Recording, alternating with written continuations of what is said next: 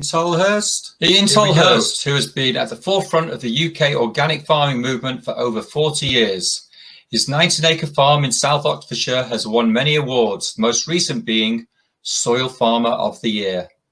He's been farming using organic methods for about 20 years. He grows over 100 different varieties of fruit and veg. He gives regular farm tours and sells veg through a box scheme and from Lynn's Veg Shed, which is open 24 hours a day and well worth a visit.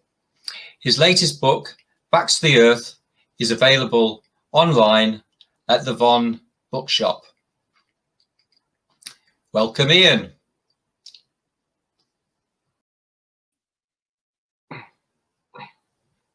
Hey, Tolly, how you doing? Hello. Thank you for the invitation. Pleased to be here. Well, thanks very much for coming along. I believe you've been doing some research on your farm, some Ramil wood chip research. Can you tell us a little bit about that? Yeah, we've had a trial going now for over 4 years with the Organic Research Centre, and what we've been looking at is the application of Ramil chip wood, which is coming from our own source. We have our own coppers we planted many years ago. Comparing it with composted wood chip, which we're also making on the farm, and comparing it with nothing, we've had some really good results. In fact, the publication came out a few days ago. It's called Ramil Wood Chip for Agriculture, I think. It's available from the Organic Research Centre. It is available online as well. If anybody goes to the Wood Chip for Soil Health Facebook, which I set up a year ago, they can find the link on there. It's a really good publication, well worth reading. Great, thanks for that, Tolly. I believe you've been very busy lately, doing lots of online events. Yes, is that right? I've done, I think, 5 seminars in the last 10 days, plus some other things as well. Suddenly, everything's gone online. So I've been indoors quite a bit this last 2 weeks, which was okay last week because it was raining, but this week it's been sunny. I want to get back out again. Indeed. And I think you're doing an event tomorrow. Yes, I am doing an event tomorrow. No, I'm not doing an event tomorrow. No, that's been done. That was yesterday. Oh, has that been done? Oh, was that yesterday? Sorry. Yeah, that was supposed to be. I didn't read the small print, obviously. I thought I was going to advertise it for you. Sorry. Yes, I got that all wrong. I transponded myself over to Canada for that one. And it was meant to be 3 hours, but ended up taking 4 because it had a lot of people. A lot of interest in Stockfree and organic and elsewhere in the Americas. Brilliant. Well, thanks a lot, Tolly. I'm going to get on and introduce our next panelist. So we have the one and only Jenny Hall. Has been involved with organic farming and growing since 1997. Since then, she has been a key member and trustee of the Vegan Organic Network and has written several books, including Growing Green, Organic Techniques for a Sustainable Future, which she co-authored with Iain Tolhurst. In 2009, Jenny co-founded Climate Friendly Foods. Her latest article, Alternatives to Commercial Grazing, is a guide for farmers in an age of climate emergency.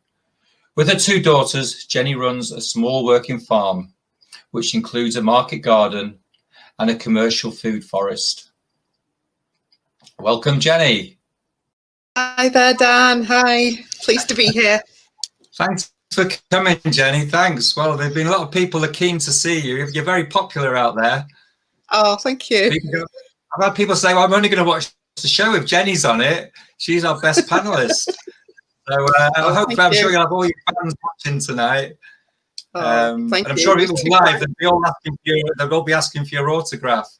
So yeah, thanks for coming, Jenny. And we have got a busy show. We've got lots of questions, and we've got another panelist to introduce. So I'm going to get straight on and introduce Peter. Here we go. Peter Albrecht lives in Sweden with his family, where they operate a micro farm growing veggies for a seed firm called Nordfro.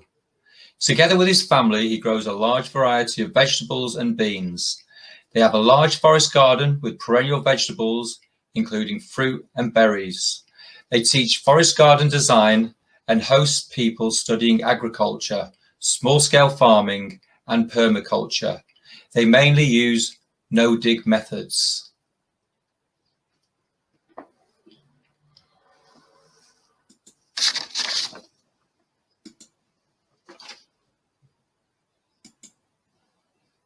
I'm in. Peter Albrecht lives in Sweden with his family. That was video, believe it or not. Hi, Peter. How you doing? Hi, guys.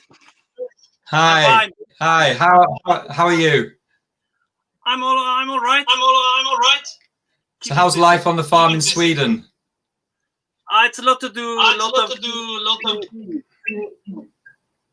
So when does it start snowing in Sweden? Oh, I'm in the south of Sweden, in Skåne. We have very little snow. Very little. Okay. Sorry. All right. But in the north of Sweden, it's already snow. Oh, it's already snow. Okay. I always imagine Sweden being a place full of snow. So are there many other vegan farmers in Sweden? There's like not officially. There's I know some. We are like 4 or 5 people maybe that communicate that we are vegan farmers, but no one who is organized. So that's why we're in a month or so. It's going to be official that we start our own association for vegan farmers in Sweden. So we are pushing for that. Great. Okay. Well, thanks for being here, Peter. We've got quite a few questions, and we've got some guests to ask some questions. So I think maybe what we'll do is we'll bring one of our guests on now to ask her question, and then we'll go on to the main question after that. So we're going to take Peter off. Here we go. Are we going to do that? Yep, there we go. And we're going to bring Kitty on. Hi, Kitty. Hi, Dan. Can you hear me? Yes, I can hear you. Can you hear me? I can hear you indeed. Okay, I'm going to put your question up on the screen. If you'd like to aim it to the panelists, that'd be great. Yes, I can do that. I get my greens partly from our own small backyard, which we keep vegan, organic as much as possible. But when winter comes, we need some addition, and therefore we buy from a local organic farmer. Point is that he tells us that he would love to grow completely vegan organic, but it cannot be done on his land because it just happens to be too small to provide for the commercial vegetable beds, as he would need 2 parcels full of green manure to provide for 1 vegetable bed. That's the ratio, he says. So the only option for him would be to buy the green manure from a third party, what will cost too much to keep the vegetables at a sellable price. What are your thoughts about this?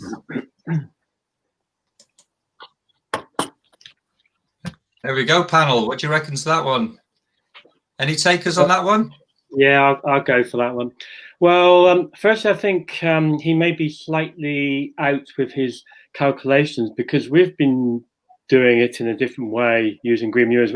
We actually have 1 green manure to 3 vegetables. So we're cropping more than 65, almost 70% of our farm is in cropping, and only about 30% is in green manures. So it's quite possible to cut down on the green manures by a much larger factor. And if he's on a very small scale, he may also be bringing in some material from outside to supplement fertility. So he could actually be growing a lot more, I think, if he was using green manures in a more profitable way. So it could be done on the small land that he has. It's only 1 acre.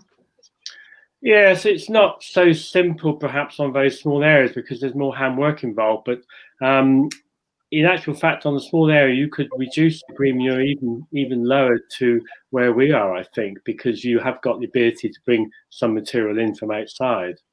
Yeah. Anybody like to add anything to that, Peter? If you have close space, he can also, I don't know his setup, if he has bigger areas, or he have rows with walkways in between. We have green manure in the walkways that we can cut during the season and put on the bed.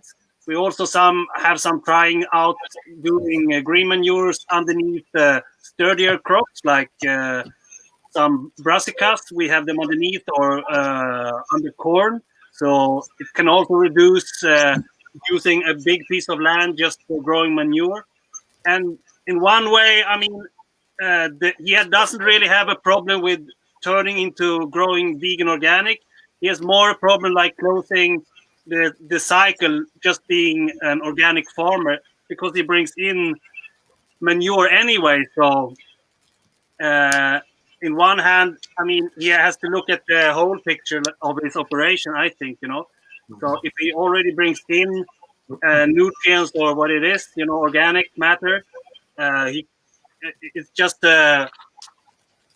prioritizing. And if I would be him, as Iain said, I would put like 1/6 or 1/5 under green manure and slowly try to turn the whole farm into vegan organic.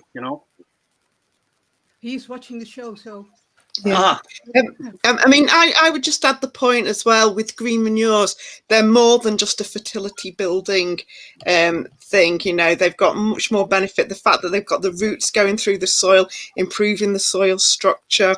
The earthworm population after green manure is incredible. It's always going to be far more. Also, they flower, they're pollinators. They're a multi-benefit thing. They're not just about fertility. So that would be the other point that I would add. Okay, thank you. Great, thanks. Thanks, Kitty. Thanks for coming all the way from Holland to be on the show. It's great to see you. Yes. And I'll take you off now. Okay, so thanks and goodbye. Bye-bye. Bye. Bye. Bye. Okay, folks, as we all know, the planet is in a state at the moment. And I think this statistic says it all. Of mammals left on Earth, only 4% are wild animals, 36% are human, and 60% are livestock. So I think this sort of says the way we're living is sort of annihilating all the other species apart from us and some farmed animals. So anyhow, that brings me to our main question, which is, how can farming create carbon sinks and revive nature? Dun, dun, dun, dun. Who would like to lead on that one? I'd like to start, if that's okay.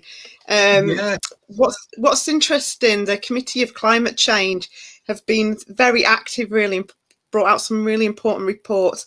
But essentially what they're saying is 22% of marginal land, so I'm not talking about arable land for food crops, but I'm talking about marginal land here, needs to go into long-term carbon sinks. And the most sort of successful carbon sink on the planet is restoring peat bogs. And at the moment, grazing peat bogs has just been an absolute environmental disaster. And then there's also what most people think of when we come to think of carbon sinks, which is planting woodland on mineral soils.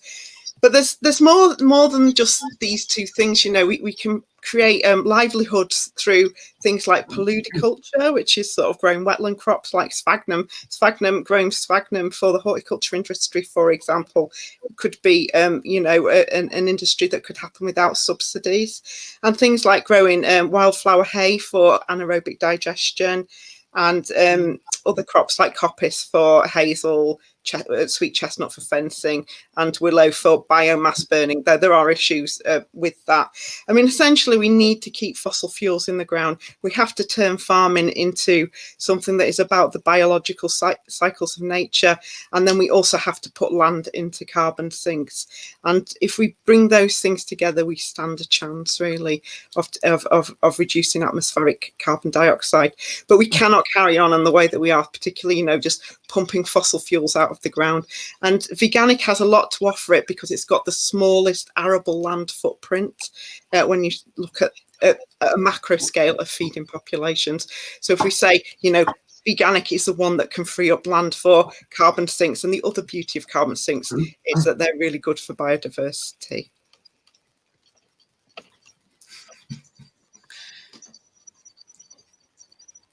Is that okay?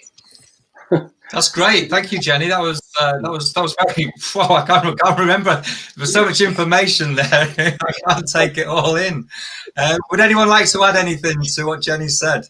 Well, there's not an awful lot you can add to that, really. But what I would like to say is, in terms of looking at farms, we can do an awful lot within a farm environment as well. We can do a lot to maintain and improve carbon through things like beetle banks, hedgerow management, agroforestry, which we're doing on our farm. lots of little things can add up to quite a lot. And the biggest and the best effect in terms of putting carbon back in the ground is to put it back into the soil. This is quite difficult within a cropping situation, but it is possible. We've shown on our farm that we have, over the last 30 odd years, more than 30 years, managed to improve the carbon content of the soil and continue to crop it at the same time. That's the challenge, to keep carbon up and to improve it and to grow food. That's a challenge. But we've got other areas around the farm, peripheral areas, where we are fixing lots of carbon. So it can be done within an agricultural landscape. I think it has to be done within an agricultural landscape. But the things that Jenny is talking about are going to make much more contribution overall. It's really down to the way we use land in the future.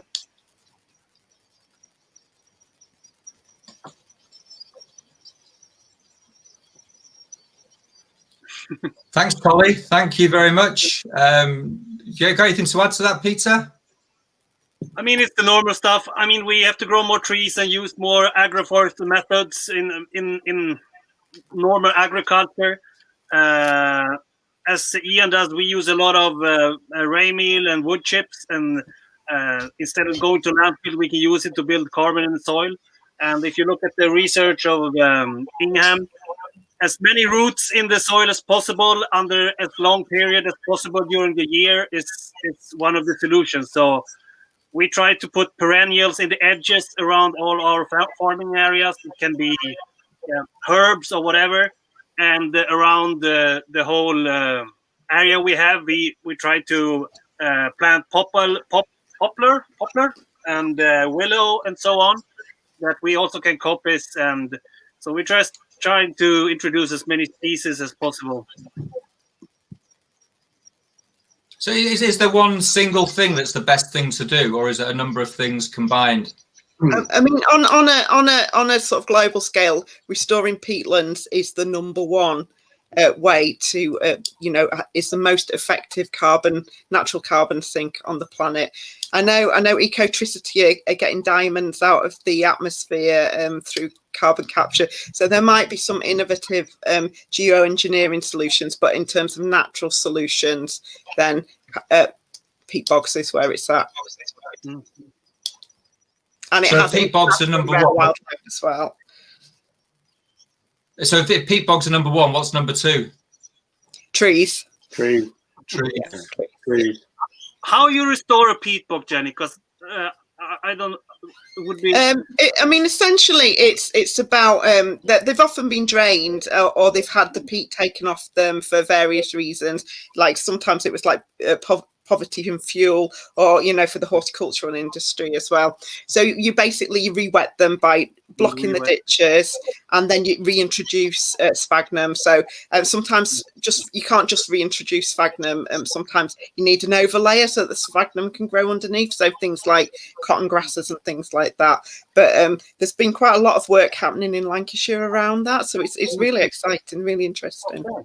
Wow. Okay. Have to look into that.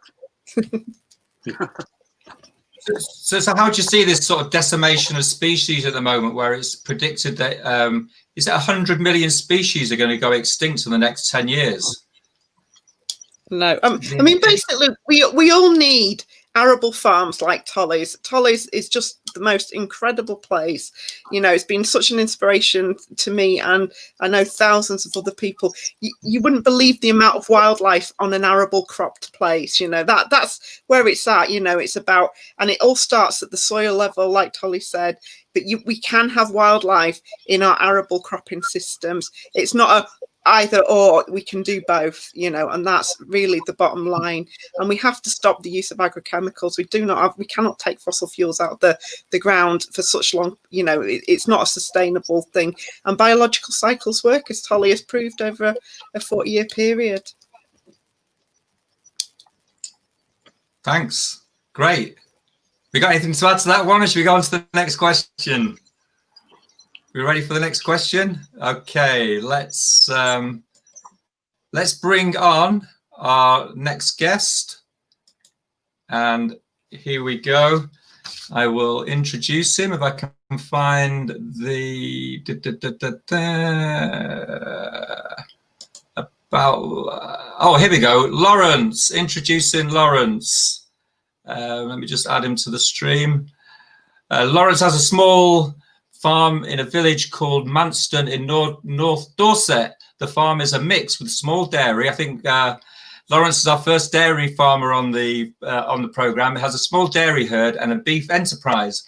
I grow crops of winter and spring cereals, and I used to grow maize and fodder beet as well. I'm now ending my final year of organic conversion with Soil Association. The purpose of my question was to find out what the direction I should take the farm towards. A veganic farming was a natural thought because I'm aware that farming will have to change, and being organic with the Soil Association, I'm already on that path. Great question, great intro. Hi, Lawrence. Hey. How are you? Thank you. Thank you. You okay? Oh, very well, thank you. Yes. Good, good. Okay. Yes. All right. So we've had a little introduction to you. So you want to turn. You were looking forward to going veganic. Is that where you want the farm to go, or is it just a thought? Well, I'm looking at the feasibility. Traditionally, when with a conventional stockless system, farmers have to reintroduce a livestock enterprise to fund the regeneration phase of the crop rotation. Say for 2 to 3 years, we would normally grow a grass clover lay and then plough it in for winter wheat or cash crop. So obviously under a veganic system, farmers aren't allowed to keep livestock. So I just wanted to know how I was going to fund the regeneration phase, please. Right. So that's the question. Okay. Right. Did we all get that, guys? Got that. Yeah. Okay. Thank you, Lawrence. Has anybody got any thoughts on Lawrence's question? Shall I put the question up on the screen so everyone can have a quick look at it? Yeah, there we go. I'm quite happy to answer this one because I've had some experience with this with other farms already. I don't know what size your farm is, Lawrence. How many acres do you have? How many hectares do you have? 300 acres. Sorry, I didn't get that. Sorry, it's 70 acres. How many acres? I think it's got 130 hectares. Acres. It's breaking up. I'm not getting the sound. It's got 130. Sorry, it's 130. Is it acres? It's got 130 acres. 130 acres. Okay, so you're a small farm. I mean, the question really to you would be, how viable, how profitable has your livestock been up to now? Because I suspect on this scale, you've only probably just about been breaking even on it. So you would need to look at I would need to know more about your economics really, which I don't think we can go into now. But the possibilities in terms of cropping, the fact you've had arable crops, you've had cereals and maize, it seems to me like you've probably got some fairly good land. It must be grade 3 or even possibly slightly better. So you've got possibilities for arable crops. You've also got possibilities for pulse crops. I don't know if you've been in contact with hobby dogs. Hobby dogs are really keen to expand their range of pulse and cereal crops, particularly organic ones, and they haven't as yet got into doing veganic or stock-free produce, but I'm sure they would be really interested. I think we should talk to them first, but a lot really depends on the economics of your farm as it is now. I think agronomically, I think you've probably got quite a good situation there, which you've been through a conversion plan, you've got grass clover lays, you're building fertility, you're in a good position to start growing some arable crops again. So I think within the farm overall, you may end up possibly having perhaps 50, 60, 70% of your farm growing arable crops within a green manure lay, which wouldn't be grazed, it would just be cut and mulched. It's very cheap to manage that. It's quite an effective and cost-effective way of keeping your fertility up. You may have access to a little bit of green waste compost from somewhere. You may have access to some ramule chip wood, which would also help. So I think you've got some really good possibilities. I'd be quite keen to perhaps help you on this at some point in the future if you felt you needed advice. I think as well, can I hop in as well, Lawrence, is that I think things are going to change as well with the withdrawal of the basic payment system, which is currently going on as payments move onto public money for public goods. So I think that you'll find, one, that you might actually get paid for having a green manure cover crop in the future. You whether that's going to be a generous payment, I cannot say. Also, there is the potential to grow green manure for seed and sell that. So Cotswold Seeds, for example, would be very interested in that as a crop. So there's a potential to have a plant-based crop in the fertility building phase, whether it's a public good or whether it's for seed sowing.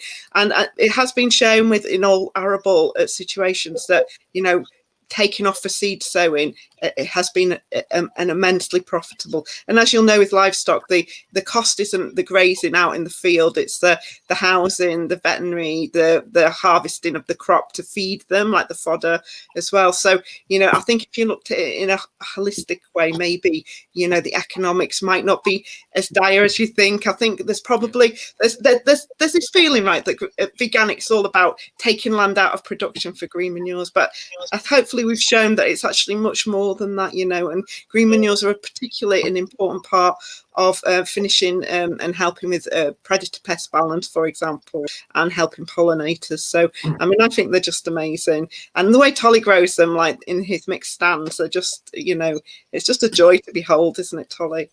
It is, absolutely. And there's still, we have flowers now at this time of year with our green manure crop.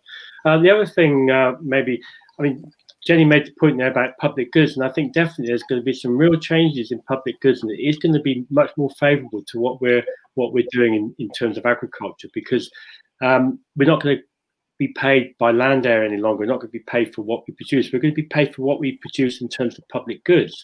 And growing in this way, you tick an awful lot of positive boxes, and you will, I'm sure, be getting a much better payment than you are now if it's as I think it will be. We don't know exactly what details are yet, but it's looking much better than the existing system. It really is. What do you think about that, Lawrence? You got any thoughts on that? Yes. Well, I'm sure, yeah, with the introduction of the Elm Soil legislation. Sorry? Yes. Well, I know for a fact that the Soil Association. I think, unfortunately, Lawrence, your sound connection isn't working very well. We will. All right. So yes, it's definitely the right way to go for. Oh no, that's right. Right, it isn't. You have lost you a few times. Yeah. Sorry, I think we get. I think we'll have to leave because we can't actually hear Lawrence very well. So, have you got anything you'd like to add, Peter? No. Okay. Well, thanks for coming on the show, Lawrence. It was really a real privilege to have you. And it'd be good to see what you're doing this time next year. It'd be good to hear from you again. So, thanks a lot, and we'll see you soon. Yes. Bye. Okay. Thanks, guys. And we're on to our next question. Where do you see organic grain production going, and who are the people to watch? A question from Jenny Hall. to Tolly. Well, I think the people to watch would be people like Lawrence, because there are increasingly more and more farmers thinking they don't want to be doing livestock any longer, which is quite good. We have yet to sort out what happens to livestock. We know that's a bit of a problem, but you know there are ways around that. And I think the markets to look at are going to be, you know, people who are supplying direct into the whole food distribution system. And hobby dogs, or quote hobby dogs again, I have no vested interest, but hobby dogs are doing an awful lot in terms of promoting pulses. And pulses within arable situations are absolutely perfect agronomically because they supply nitrogen, they're easy to grow, they're relatively easy to harvest, and they're easy to store, and they're high protein. So I think they fit really well with a range of other crops. We have other possibilities too. I mean, hemp is increasingly being grown. There's quite a few new crops coming onto the UK agricultural scene now, and I think this has got some real potential. And the other thing is biomass crops, which can be used in different ways too. So I think the people to watch are the stock farmers of today who are going to maybe make some big changes in the future, and I'm really quite excited about this. I think the possibilities are really good. I feel as well we need a revival of broad beans. Yeah, I think broad beans are marvellous. Is there a pulse culture in Sweden, Peter? It's returning now, so a lot of people grow pulses again, and we have a company called Fagraslet. They're really good. They grow close by to my house here. They grow quinoa also. Okay. Big scale quinoa, organic quinoa farming, and package and sell it in regular stores. And and everybody, like the pea, the Swedish pea, is coming back, and everybody makes soup from pea, and so it's all coming back again. It's really fun to be a grower right now, especially if you see it through the seed firms, what people wants to buy home and grow themselves, and it's always all the beans and the peas, they're always out of stock because people buy them a lot. Are there many vegans in Sweden, Peter? Not as much as I think. We're about going to maybe between 2 and 3% of the population. I think you guys are like 5 or 6, if I'm something like that. But there's a lot of vegetarians, and we have the whole Oatly milk movement coming from Sweden. It's now a bit shadowed by them being bought by a evil company, but anyway, no, it's we have the wind in our backs. I came out being a vegan farmer on social media just 1-2 years ago, and I directly, people wanted to talk and interview us, and now we're starting this association. So it's a big interest. Great. Yep. Okay, so does that answer the grain production question? Yep. Thank you. Thank you all. I think we're on ready for our next guest, and I'd like to introduce a friend of mine who's got a question. Let's see if we can find him. Luke. Hi, Luke. How you doing?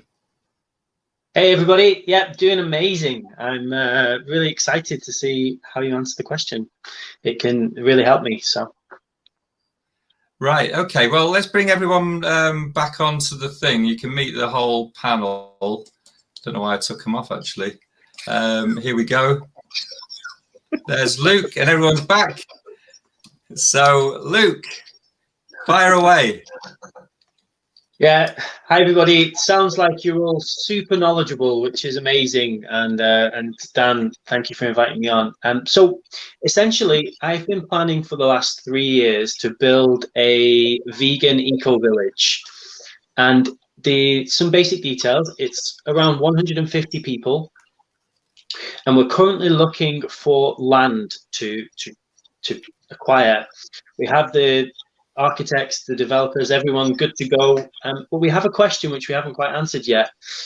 So if you were going to buy a plot of land for 150 people and you wanted to make it as self-sustaining as possible in terms of growing our own vegan organic foods, how many acres per person, or what acreage per person would you estimate would be needed to feed them and sustain them? So there'll be 150 people. So for example, if you said you think we would need 50 acres, so 1 acre could feed 3 people, as an example, that would be really helpful, because we're trying to find the perfect plot of land. Ideally, we're looking to have a stream or some fresh water supply, and also a forest, so we can do some kind of forest garden setup as well. So that's my question. How many acres should we estimate for feeding 150 people? If it's not fully self-sustaining, that's okay, but we want to get as close as possible, so we're not reliant on external sources in case the world crashes or something. So can I take this one, Luke?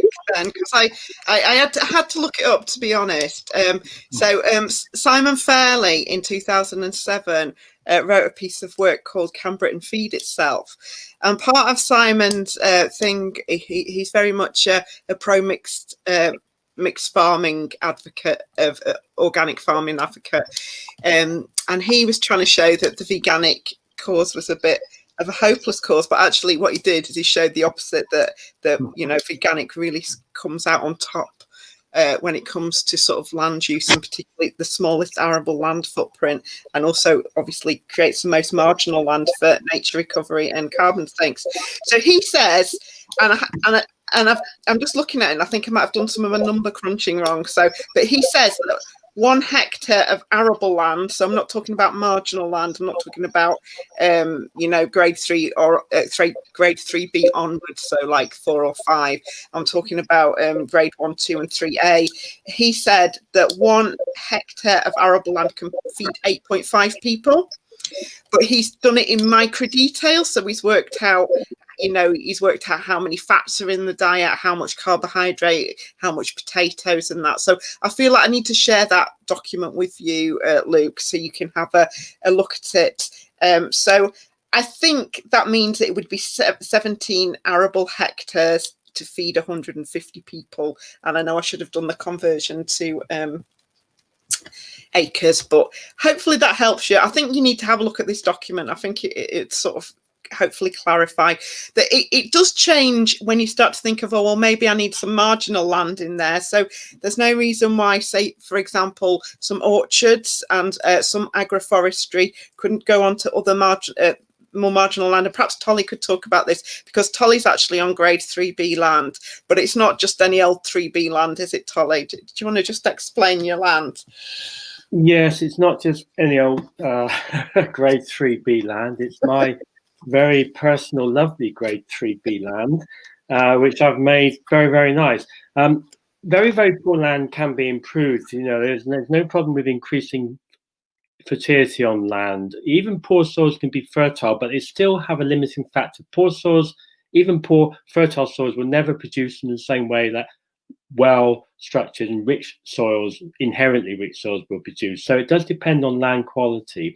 The figures you came up with, Jenny, I think are probably about right. And 17 hectares comes to just over 42 acres. So that sounds about right to me. I mean, I know that we can produce vegetables on our 8 hectares, which is about 17 acres. We can produce enough vegetables to feed around 350 families a year on most of their vegetables. So that figure is very, very high compared with the total figure that Jenny's come up with, but we're only talking about vegetables. So there's a whole lot of other foods as well. You need pulses, you need grains, and they take up a lot more space. So I think the figure you've come up with, Jenny, is probably about right.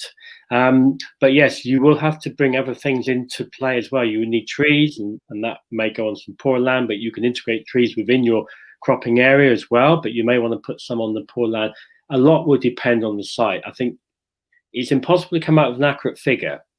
If we assumed you had really good quality land, like grade 2 or even better, you could do it on less than 40 acres. You could probably do it on 25.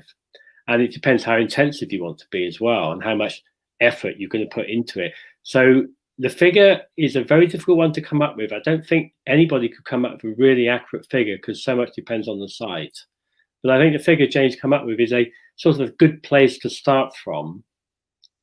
Yeah, and it would depend on sort of like geological features and topography. So, if it's a north-facing field, it's not going to be as good as a south-facing field. So, there's no like rule of thumb, I guess. But the higher quality agricultural land you can get, the better, really, especially if you're going to rely on feeding people, because there's years, for example, where we've had a bum year, of crop, so we don't want people starving in your intentional community, do we? So I mean, not that I think that would happen, but you know what I'm saying. So it's the better quality, the nearer like for example, if you're in Wales nearer the coast, you know, that kind of, there's a whole lot of factors that play rather than just say the grade of the land. And also that figure that Simon Fairley came up with is an averaged figure, and as Tolly said, that you could probably push it both ways. I don't know if Peter's got anything to add. I'm not a number guy, but so I think it seems right. But I made a small calculation. It seems quite all right. But I mean, we have the zoning. For us, it would be totally different trying to do this in the north of Sweden and doing it in the south of Sweden. So one thing is we have no problem producing vegetables. We have a problem taking care of the vegetables in a manner that lasts and is nutritious during the winter time. So sometimes that's the problem, you know. Where are we gonna put it all, and how we're gonna like take care of it. But sure, it sounds right, and it's all about how many cereals you're going to eat or not. That's what's going to take up land. But what you should do is plant chestnuts. In 50 years, it will take over the cereals as the carbon, what's it called, carbohydrate, call it, yeah. Instead, and it produces much more. As I understand it, you know, chestnut tree, than cereals, you know. And it's worth saying mature nut trees or mature fruiting trees are the highest calorific output per hectare, you know. So a mature fruiting tree is where it's at, but there's always a waiting time, isn't there? You know, you're not straight into your yield for that. Also, people do like to eat annual crops. I know permaculturalists sometimes get like really excited about ending the growth of annual crops, but as a species we do like to eat annual crops as well. So I think diversity is where it's at, and as Tolly's shown, we can increase soil carbon and cultivate soils because we cultivate them in a special way and in a minimum till way and shallow ploughing as well.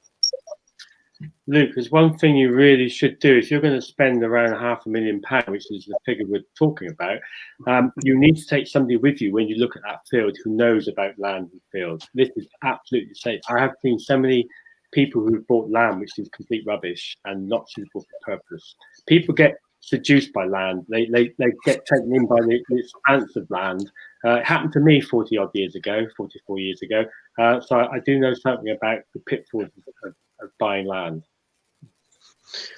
Amazing. Yeah, I'm hoping Dan and the Vegan Organic Network will be able to help.